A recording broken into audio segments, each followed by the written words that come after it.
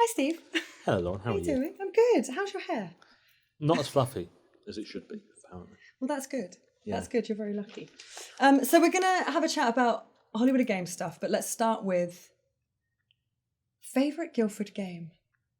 Favourite Guildford game? Of all time. Of all time? Yeah. Of all time, Populous. Ooh. It's easy. It rolls off the tongue. There's no effort required. It's a good one. It's a good one. You How know. many hours do you reckon? Oh, years. Years. Yeah, years, I think. I can understand why. I Yeah. love that one as well.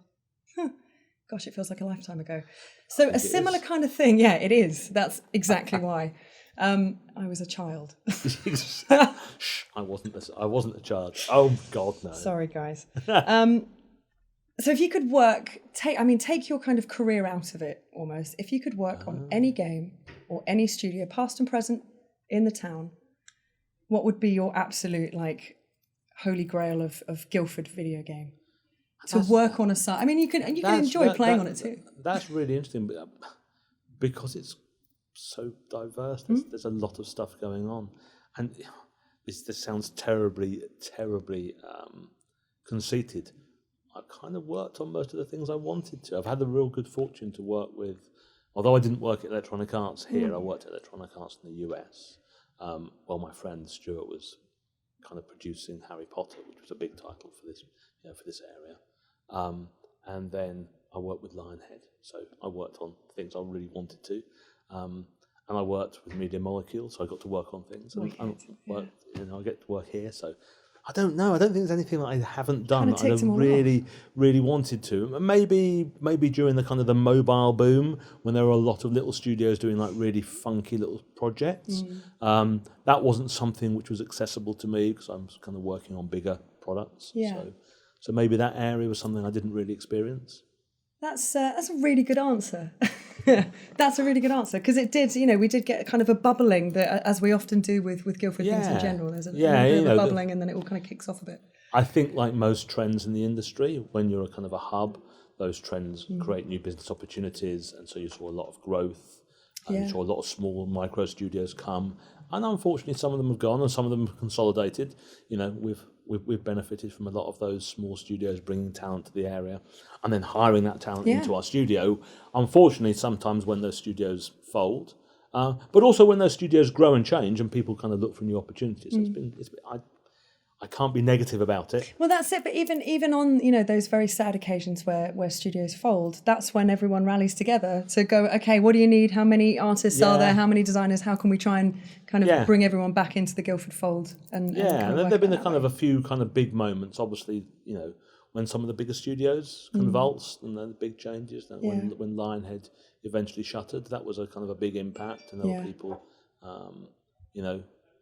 people on the market, but they diffuse fairly quickly. And there's within Guildford, and then there's studios just outside Guildford, and then you're close to London, so there's a lot of opportunity. Yeah, for sure. And that it kind of leads us quite nicely into what's changed. I mean, since you've started working in the Guildford industry, how much has changed? What would you say are the biggest kind of tangible changes that the industry's dealt with here?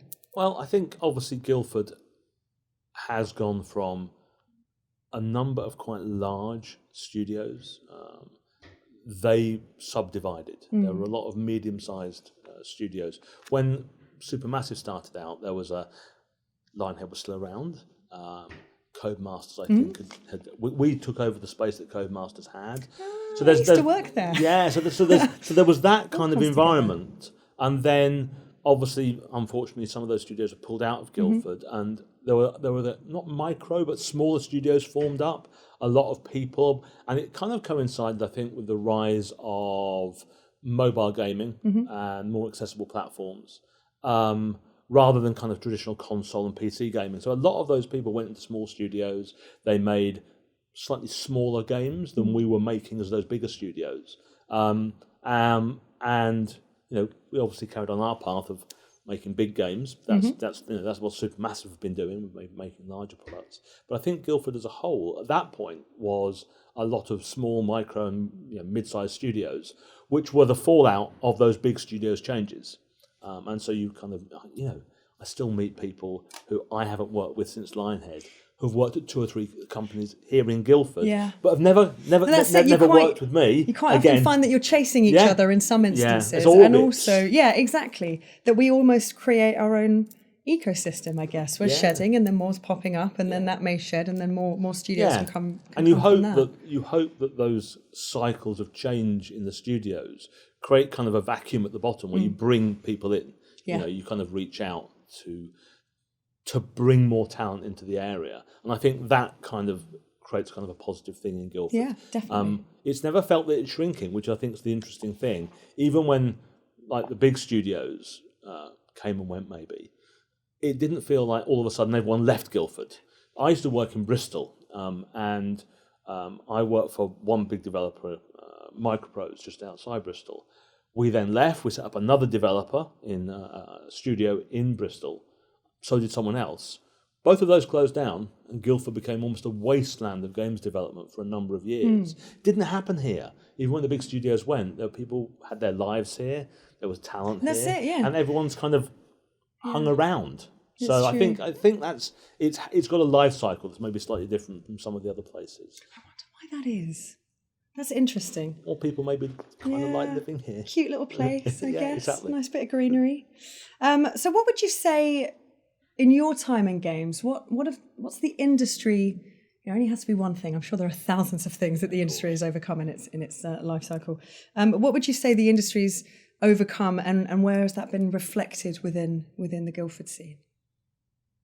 I suppose part of it is that boom and bust cycle, which was definitely part of the industry back probably in the 90s. Yeah. You probably kind of, there were far fewer studios developing games, and therefore if you didn't work for one of those studios, you either had to do it in your back bedroom. But now finding more like-minded people, even if you're working in a distributed development environment, is a fairly typical thing. I mean, it's that ability to not have to be physically located together, even if you work in the same town. So a lot of the studios, through the difficulties of this year, haven't really had huge difficulties in maintaining their cohesion because they already have had more flexible working arrangements. Yeah. They've often had distributed, team structure anyway.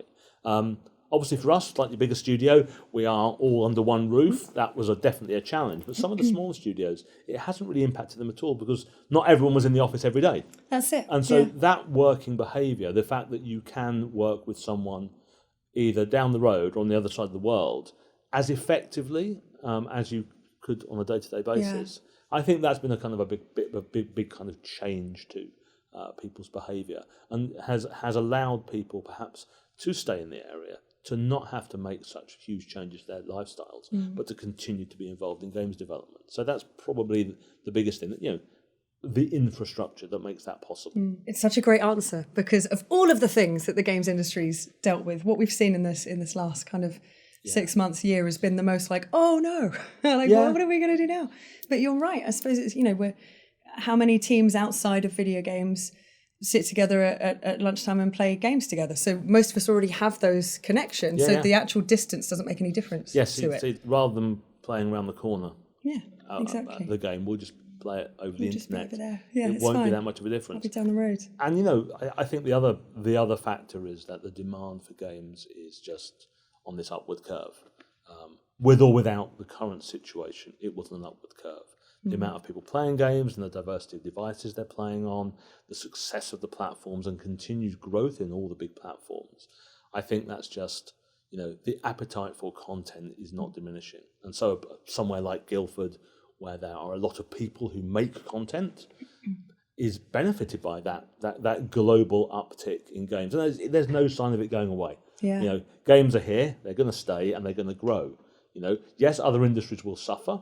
We've seen that evidence in TV and film, potentially. But I think overall, despite the fact it's not a great year, as an industry in a place, we've probably been able to weather that better than some. Yeah, we're luckier than we probably realise we are. I think we're very much in this luckier than situation. we realise. Yeah.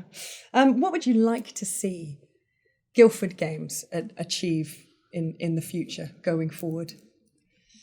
I think you're always looking for the place and the people you work with to kind of be on the map. whether that's ego or whatever. It's pride. Yeah, maybe it is, but you don't make video games to be isolated. It's a weird concept, but you make video games because you know that your idea will then be shared with someone. Someone else will experience your idea and they'll like it or enjoy it. Maybe they won't, but they will react to it. So you make things that reach out and touch people. And I think that, whenever there is a big success product that comes from Guildford, it has benefits for everybody in Guildford. It's not just that one studio's success. It's the success of the whole area. So, we're talking, we started about old games, yeah? Those older games put Guildford on the map, absolutely for sure. But there is a series over the years of games that have kept Guildford. If you were to look through the lens of games development and Guildford and the games that are released, there's a continuation, from products that are made by Electronic Arts, Supermassive, Lionhead, Media Molecule. There are lots of big games, and then if you're into into mobile gaming, again there is a huge thread of content that's constantly being made. So I think that's the thing. You're always waiting for either you hope to be making that next big game, or for one of the other studios in the town to be making that big thing that then kind of that's the through line of Guildford's success in games. That makes sense. Yeah, that makes sense. And also, you really see there's nothing more, launch days stressful and exhausting and terrifying and all of those things. But you open Twitter and you see every other studio around going, "Oh, have a great day! Congrats, it looks amazing!" Yeah. And suddenly everything just feels a little bit calm. As I said, whether it's the bigger studios like us or some of the newer studios, guys like Fireproof. When The Room came out, I don't know anyone who didn't play that game. I think I played it 3 or 4 times in a row. Exactly. Yeah. And so it's not about big games. It is about things that are successful, and Guildford has a huge amount, like Play Sport. I'm a big Formula One nerd, sorry. But I remember when they brought out their Motorsport Manager, I don't think I put my phone down. Yeah, because it was just and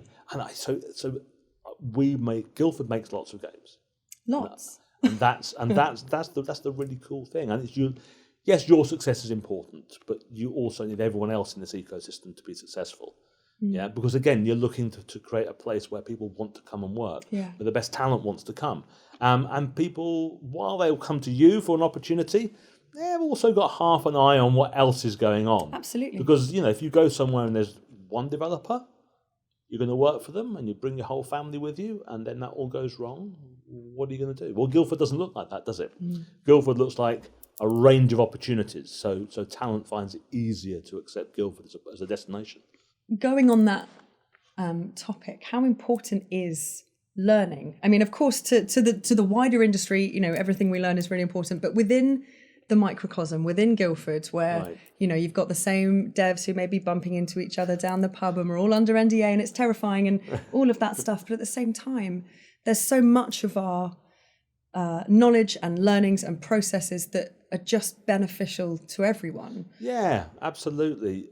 I think that everyone benefits in a sense, especially when you work with people, they go their separate ways. You then end up, you don't sit down in the pub and just talk about what you're making. No. You talk about what the process is like. What the ups and downs of that process are, and you pick up on. There are trends. There are new tools that come out. There are people doing things slightly differently, trying to engage with the different type of staff or group of people or whatever. That stuff is always kind of part of the discussion, I think. Yeah. So I think that there's a kind of a lot of cross-pollination, even if it's non-intentional, because you're going to talk about what you do. You're going to talk about how you do it. And that kind of becomes shared. Whether you're talking about what I do on a day-to-day basis when I grab the keyboard and the things I type, or the way we like to organise, or the way we like to celebrate our successes, or the type of environments we like to create for our teams to work in. All of those things are conversations that happen. Yeah, and I just feel that they're so very important, and I've seen it so many times, especially with younger developers as they come in for the first time and get an NDA and all of that potentially for the first time, outside of interview situations. And I feel that, sometimes it can really lock us down. But the process of what we're doing as a whole requires more of an ebb and flow of kind of conversation and all of that kind of stuff. And I just wonder whether it's known how important it is that we share that stuff. Within. You're right that people do feel studios. very. We don't want to talk about the details of what we're doing until we've done it. Yeah. But on the other hand, the methodology that we use is a shared language. We're all using roughly the same tools. We're all roughly using the same software, even if our end goals are very, very different. And so those problems and issues and concerns are something which people do talk about, because you can talk about it without talking about the thing you're making. Yeah, without being too specific. You can being too specific. And we are sensitive, but I think you could be over hopeful that people would be very, very closed. And when I say over hopeful, I mean in a kind of a negative way that people would be. But I don't think they are. I think whilst people probably don't talk about their job continuing down the pub, when you go to a pub in Guildford, 70% of the people in there on certain nights will be people who make video games. Absolutely. And you could overhear a lot of conversations about similar sorts of topics. Yeah, absolutely. Everyone, of course, they're talking about what they do. There's definitely been those occasions where you've heard someone, then you go to a team like, have you heard of this? They're talking about this program. I don't think we're using that yet. We should get on that. And then all of a sudden, you've got this whole thing to go on just from nipping out for a quick pint, which is quite wonderful. So talking about a quick pint, although it doesn't really need to be entirely about pubs, you're a new dev. You've moved into Guildford, you've got your job, you're really excited, you're ready to go. What do you do? Where do you go first? Where would you recommend? Who would you, not who would you talk to, but are there events that people could be going to or resources they could be calling on? So that, again, has ebbed and flowed in Guildford. There were times, maybe a couple of years ago, where you had to be down the Drummond on a Thursday night. Yeah. That was the rule, yeah? Or you're down the Stoke, yeah? Those were the places to go. Or the White House on a lunchtime. I love the White House. Again, I'm not sure I'm in touch enough with that activity to be able to say, this place at this time, I remember the piano bar. Yeah, we used to go. The piano bar used to be, on a Friday night, every single 20-something game developer in Guildford was crammed in there. I don't think that's the case. Well, I don't think it's open anymore. I don't think it exists anymore. But Guildford has because we've got we've got the Academy of Contemporary Music, we've got university. There's a lot of people socially mobile and moving around in Guildford. There's a lot of pop into the Five and Lime or whatever your taste is.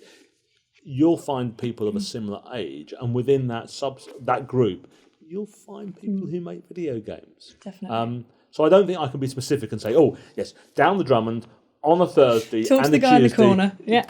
The shady-looking bloke in the corner Yeah. with the iPad. He's the way in. No, that's not the way it works. But I think that it's because it's perhaps it's become less specific because it's become very pervasive. I don't believe I can go to any coffee shop or any pub and not see someone who's making games. So I go and have a cup of coffee up the top of town quite regularly. I always see someone from Moji Works in the same coffee every single time. But it won't be the same people. Yeah. So there's so many of us. There's so many of us. That's the problem. There's so many people. So how are Supermassive working to encourage new talent into the town? So we have a whole bunch of kind of initiatives around talking, particularly, from my point of view, particularly with education. So we have relationships with National Film and Television School, Falmouth University, Goldsmiths, Brunel, a whole bunch of universities who we try to actively engage with. We try and spend some time with them. In fact, I've been doing work with the Academy of Contemporary Music. They have a games development course. I didn't know that. Exactly, you didn't know that. They have a games development course. It's just taking a few hours out of your week and spending it with people who aren't making games already is kind of what I do. So as a studio, that's been our policy, is to try to reach out, find places that have a nurturing talent, and that tends to be universities, colleges, and go and talk to them.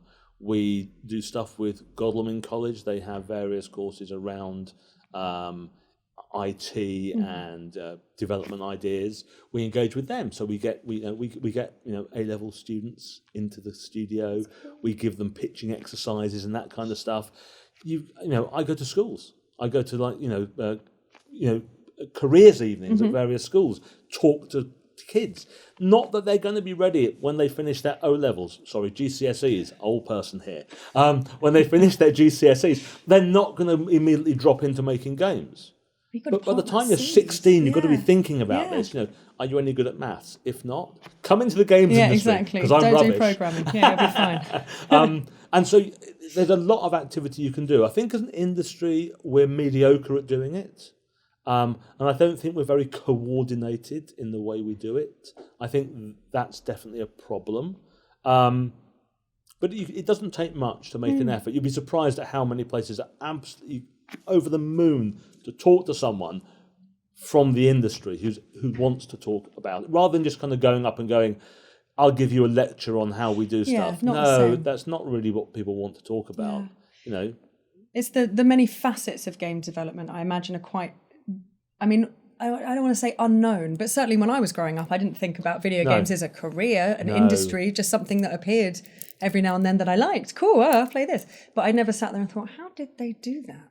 And even as you get older, if I hadn't have been, in the Guildford postcode already, I would have had no idea that this was here. But I suppose very inaccessible. Yeah, but I suppose for younger kids, it must be much more of an achievable and kind of more laid out path. I think it's been broken down a lot as we've gone past the big monolithic studios.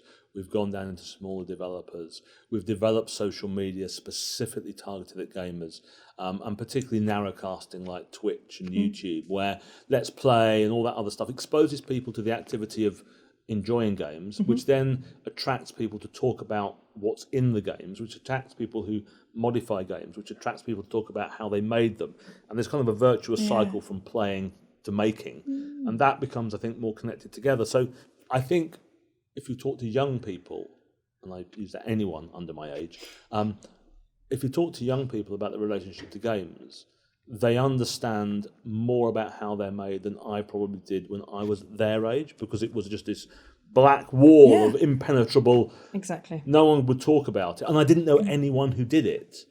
I went to a careers evening a couple of years ago, and the guy next to me was also from a games company, talking to sixth form kids. So parents are games developers now. Yeah? Parents play games. Yeah. It's no longer a weird hobby.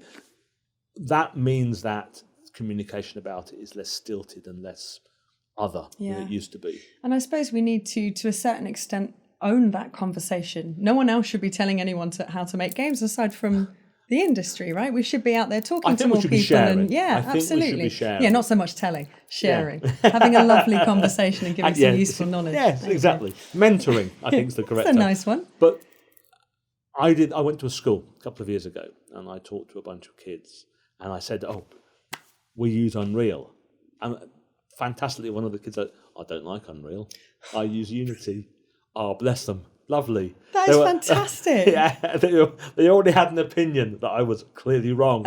But great, because they were doing something. Yeah. And they knew what was good for them, and they knew what their strengths were, and therefore... absolutely. And that was not the case, certainly when in fact, that for me was kind of like, wow. Because normally I go there and they say, well, how do you do this? How do you make games?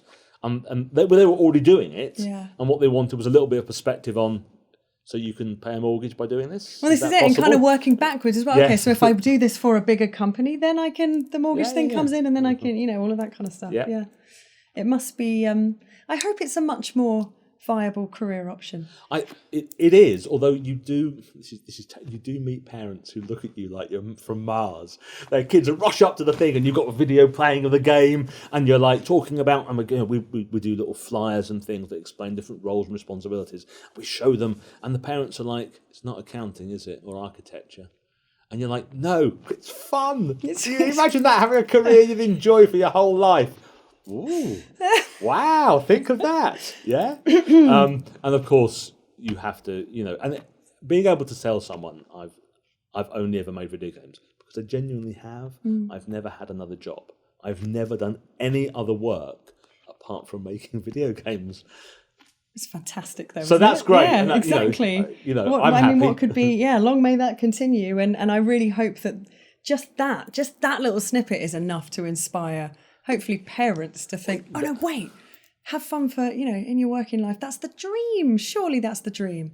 I think that for a certain type of person, it is the dream. Yes, I suppose it does depend on where you've come from and what you were expected to do. Yes, I was never going to be a doctor. No, this is Ever. it. My best friend got the highest. I didn't go to university. Can you tell? The highest university mark in maths, and then became a game dev. And I remember saying, "Were your parents disappointed?" Because I imagine they probably were in a funny kind of way. Yeah. I think he's going to be running a bank or something, which is so bizarre. I mean, who could run a bank from home nowadays? Surely, you don't even need to go into the office for that. Okay, what did Guildford Games do best, in your opinion? What did Guildford Games do best? I know it's a broad question, and we've got a huge amount of stuff sitting under that umbrella, but I think if you were to look today at games in Guildford, it would be a really interestingly diverse offering of games. I don't think, we're the best at racing games or the best at strategy games or anything. You wouldn't say that Guildford is that, because you couldn't. Because, Supermassive, we're trying to scare the living daylights out of you on a regular basis. And succeeding, yeah. You've got Media Molecule, who are trying to help you be creative and explore, an incredibly wide palette of ideas within games. You've got, I mentioned MojiWorks, trying to adding games into the communication you have with your friends. Just trying to do all these different ways of bringing games into your life. And I think that's kind of the thing about the Guildford. If you step back, I think there's a pin in every single type of game in Guildford. I think you could use that as a lens. And I think that's vibrant and that's really interesting. I've worked in places where every studio around you makes first-person shooters. That's quite stressful after a while. Yeah, because you I can don't imagine. want to make any more of those. No, sorry, you've got to. The only other opportunity is a studio over here.